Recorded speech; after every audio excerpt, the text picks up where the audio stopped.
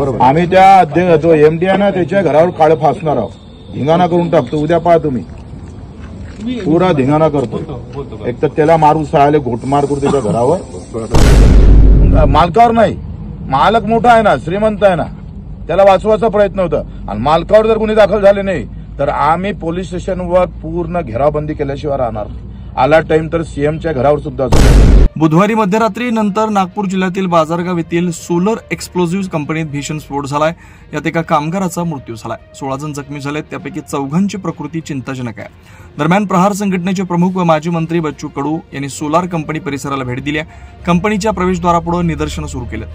स्फोट प्रकरणात कंपनीच्या मालकावर गुन्हा दाखल करावा अशी मागणी कामगार आणि त्यांचे नातेवाईक यांच्या वतीनं कडू यांनी केली आहे. बुधवारी मध्यरात्री झालेल्या स्फोटाचा आवाज दूरपर्यंत गेल्यानं परिसरातील शेकडो गावकरी आणि कंपनीत काम करणाऱ्या कामगारांचे नातेवाईक बाजारगावमधील कंपनीच्या प्रवेशद्वारापुढे जमा झाले होते. त्यांना कंपनीत प्रवेश नाकारल्यानं व आतमध्ये काय झालं याची माहिती देत नसल्यानं ते संतप्त झाले होते. दरम्यान गुरुवारी या घटनेची माहिती कळताच प्रहार संघटनेचे प्रमुख व माजी मंत्री बच्चू कडू घटनास्थळी दाखल झाले. त्यांच्यासोबत मोठ्या संख्येने प्रहारचे कार्यकर्ते होते. त्यांनी कंपनीच्या प्रवेशद्वारापुढे जोरदार निदर्शने केली. या प्रकरणी कंपनीच्या मालकावर गुन्हे दाखल करा अशी मागणी केली. दरम्यान व्यवस्थापनानं कडू यांच्या नेतृत्वाखालील एका शिष्टमंडळाला भेटीसाठी बोलावलं. कडू हे त्यांच्या शिष्टमंडळासह चर्चेसाठी गेले, पण थोड्या वेळात ते परत आले. 2 दिवसात जर स्फोट प्रकरणात कंपनीच्या मालकावर गुन्हे दाखल झाले नाहीत तर पोलीस ठाणे आणि मुख्यमंत्र्यांच्या निवासस्थानाला घेराव घातला जाईल असा इशारा बच्चू कडू यांनी दिलाय.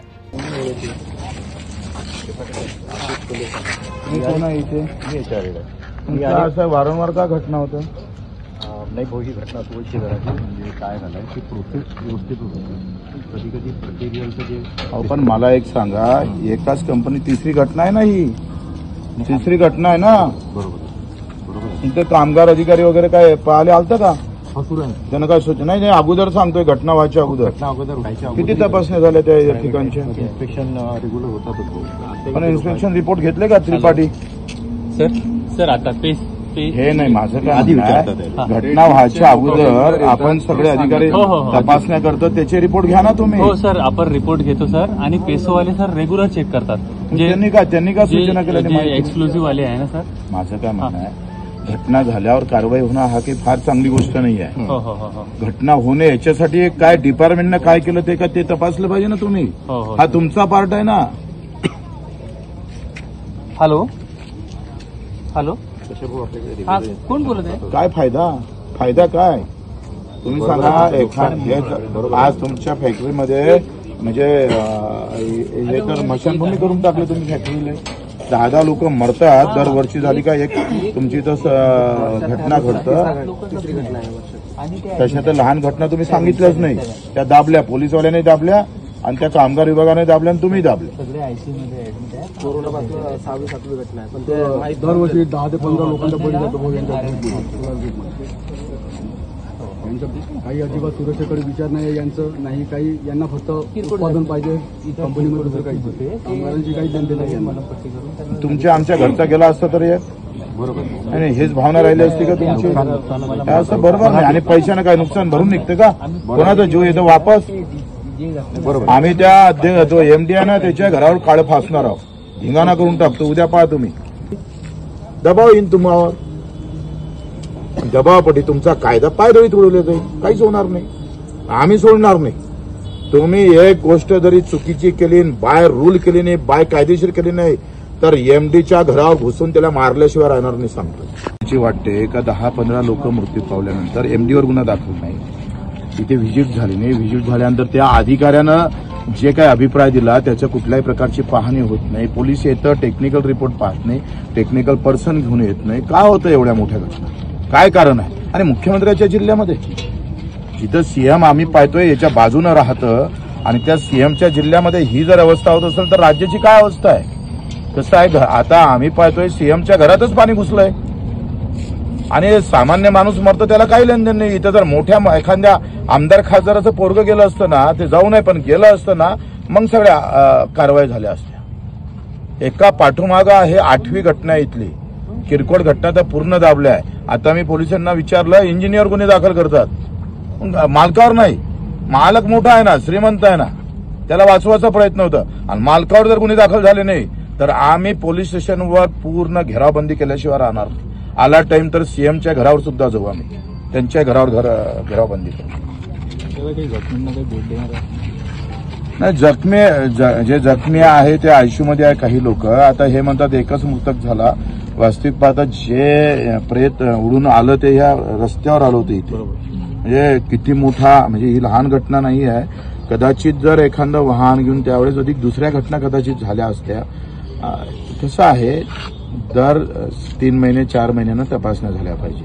आणि त्या तपासणी अधिकारी काय तर काजू बदाम खाऊन चालले जातात.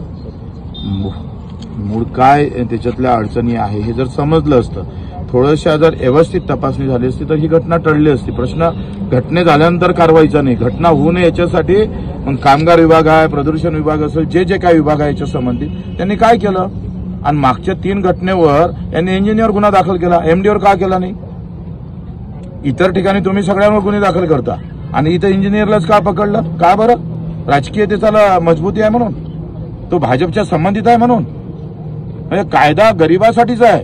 इंजिनियर बरा पकडायला गरीब आणि एमडी बरा मस्त. हे असे कायदे हे रोज संविधानाला तोडतात, चिकनाचूर करतात. न काही पडलं नाही. असंच तो वर्धेचा पण एक प्लॅन्ट आहे, तिथे पण असेच आहे. दर म्हणजे ते तर सरळ सरळ भाजपच्या नेत्याचंच नाव सांगते, भाजप के नेताओं की फॅक्टरी इसमें कुछ नहीं होता. आणि दबावतोय, प्रचंड गुन्हे दाखल. आता इथे लाठीचार्ज झाला रात्री.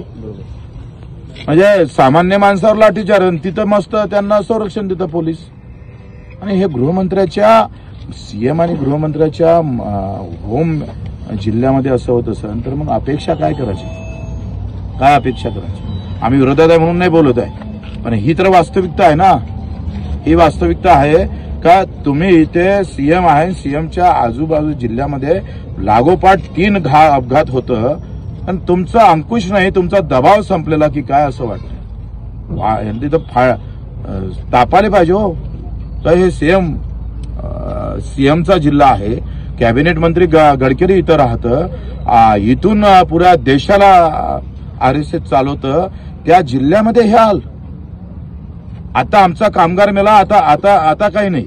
पण हा जर मुस्लिम आणि हिंदूच्या दंगलीत मेला असताना मग नागपूर बंद राहिलं असतं. पण ह्या मालकानं मारलं त्या हिंदू कामगाराला. आता त्याला काही कदर नाही. म्हणजे कामगार म्हणून मेला तर तो हिंदू होत नाही, आणि दंगलीत मेला तर हिंदू होतं या देशामध्ये. आता कोणी येणार नाही, काही नाही, बिलकुल स्वस्त आहे, मस्त आहे. हे नाही ते काही चर्चा झाली का आता? काय चर्चा आहे त्याला? एचआरला काय समजणार आहे? एचआर म्हणजे काय? तो काय टेक्निकल पर्सन आहे का? काय रिपोर्ट नाही. तुम्ही सांगा 7-8 महिन्या 8 घंटे झाले, पोलिसाजवळ रिपोर्ट नाही, काय आहे काय नाही, अंदर काय झालं, किती जखमी आहे, किती मरण पावले, काही नाही. अजूनही टेक्निकल पर्सन आला नाही, तहसीलदार आला नाही, कलेक्टर आला नाही, एसपी आला नाही. म्हणजे ही अवस्था आहे. मला वाटतं सकाळी कलेक्टर येऊन गेला असायला पाहिजे होता, एसपी येऊन आले पाहिजे होता. ते तिकडे वसुलीत मस्त आहे, मग नाही व्यवस्थित. म्हणजे आता मग चर्चा नाही केली का याच्यासोबत? चर्चा यांच्यासोबत चर्चा काय? हे टेक्निकल पर्सनच नाही आहे. आम्ही आंदोलनाची वेळ देऊ त्यांना. जर व्यवस्थित जर बाय प्रोसेस कायदेशीर जर कारवाई झाली नाही याच्यात, तर आम्ही वेळ पडलं तर सीएमच्या घरांनाही घेराव घालू आणि एसपीच्या पण. या 2 दिवस. वेगवान घडामोडी पाहण्यासाठी आमच्या चॅनलला लाईक व सबस्क्राईब करायला विसरू नका.